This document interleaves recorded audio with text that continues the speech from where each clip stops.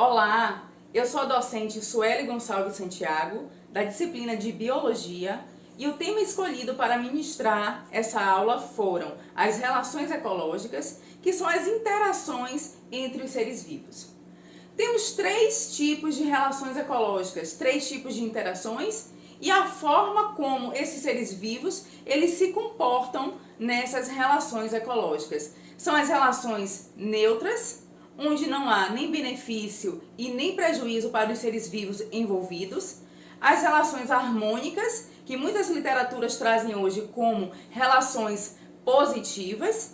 Nessas relações harmônicas, os seres vivos que estão ali envolvidos nessas relações, que estão ali nesse ambiente, eles não sofrem nenhum tipo de prejuízo e sim benefício. E nas relações desarmônicas, há ainda tanto o benefício quanto o malefício. Vamos dar uma olhadinha no nosso quadro, porque é algo muito interessante que as novas literaturas têm trazido para uma melhor compreensão dessas relações. Vamos lá? Na coluna do lado direito, podemos ver que estão aí listados alguns tipos de relações ecológicas. Ao lado de cada tipo de relação ecológica, há um símbolo para determinar se essa relação ela é neutra, positiva ou negativa. Então, o que isso quer dizer? Que aquelas espécies envolvidas nas relações harmônicas, ou seja, nas relações positivas, aparecerão ao lado do tipo da relação apenas o símbolo positivo e, em alguns casos, o neutro. Já para as relações desarmônicas, que são aquelas negativas, ou seja, aquelas que causam algum prejuízo para ao menos uma espécie ali envolvida, vamos presenciar então o símbolo positivo e também negativo. Dentre essas relações apresentadas, o enfoque da nossa aula de hoje são sobre as relações harmônicas. As relações harmônicas, elas podem se dividir em dois tipos. As relações harmônicas intraespecíficas, quando os indivíduos ali envolvidos nessa relação são da mesma espécie, pertencem à mesma espécie, e as relações harmônicas interespecíficas, ou seja, quando a relação são com espécies diferentes. O coral cérebro, assim chamado justamente pela estrutura que ele se forma, ele é assim chamado porque ali há a união de vários indivíduos de quinidários. Um outro exemplo de colônia seriam as colônias de bactérias, as colônias de fungos, de micro-organismos. E para representar isso a olho nu, uma bióloga ela fez uma placa de Petri, onde foram coletadas ali colônias de bactérias retiradas da palma da mão de seu filho, que brincava no jardim. Então vejam que essas interações estão presentes no meio de nós. Quando o homem pisou na Lua e fez seus registros, uma imagem que foi muito marcante para representar duas façanhas, uma da natureza e outra do homem, foi que observou-se que apenas essas duas façanhas poderiam ser vistas. Uma era a muralha da China e a outra eram os recifes de corais. Ainda dentre as relações harmônicas intraespecíficas, temos as sociedades, que é exemplificada pelos grupos dos insetos, como as formigas, abelhas e também cupins. Uma característica muito marcante desse grupo é que esses organismos, esses indivíduos, essas espécies, elas têm uma divisão de trabalho. Ao longo do tempo, esses grupos tiveram que passar por um processo adaptativo, um processo evolutivo que favorecesse então, com relação às características morfológicas e estruturais dessas espécies, para a função que é desempenhada nessa sociedade. Se nós observarmos os cupins, tem-se operários, soldados, aqueles que são alados e também a rainha, cada um com características adaptativas importantes justamente para a atividade que é desempenhada dentro da sociedade. Já com relação às interações harmônicas interespecíficas, ou seja, aquelas relações entre espécies, indivíduos de espécies diferentes, vamos falar aqui de 3 tipos.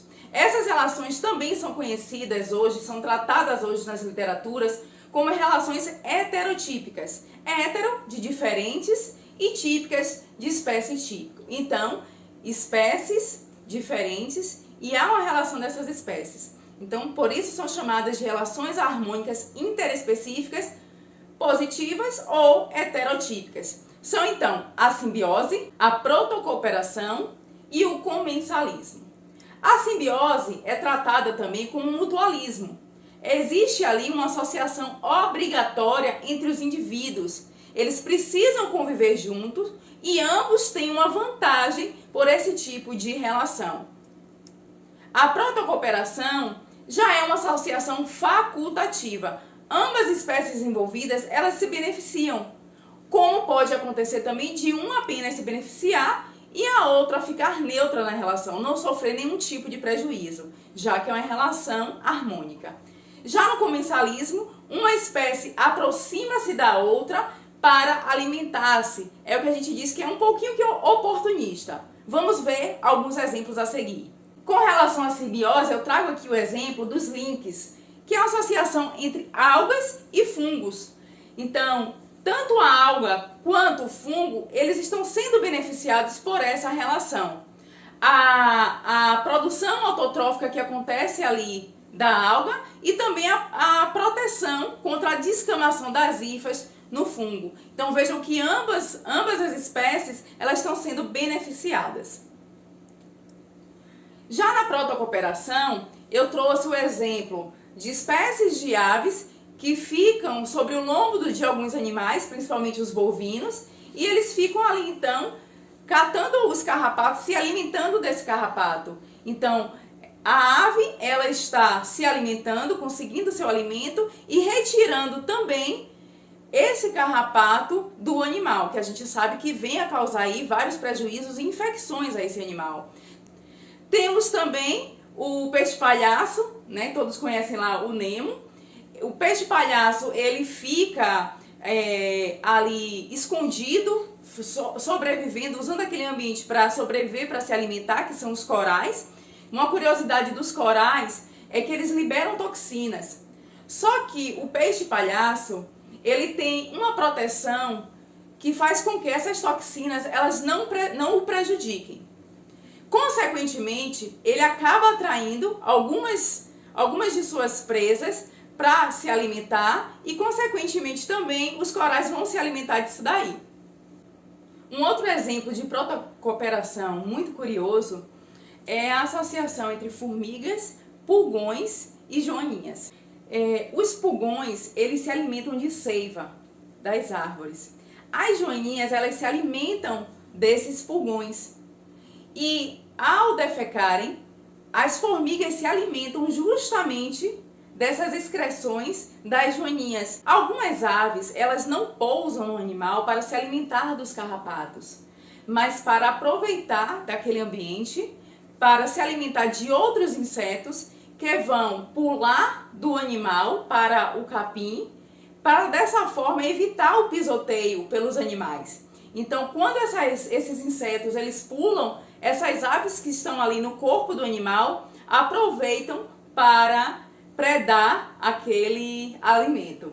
Um outro exemplo também muito marcante são de tubarões, que eles vão predar, né, o seu alimento e nesse momento da predação, alguns restos do animal ele fica ali solto ao ambiente e algumas espécies de peixes acabam se aproveitando desse momento para poder se alimentar. Então esse também é um exemplo de comensalismo.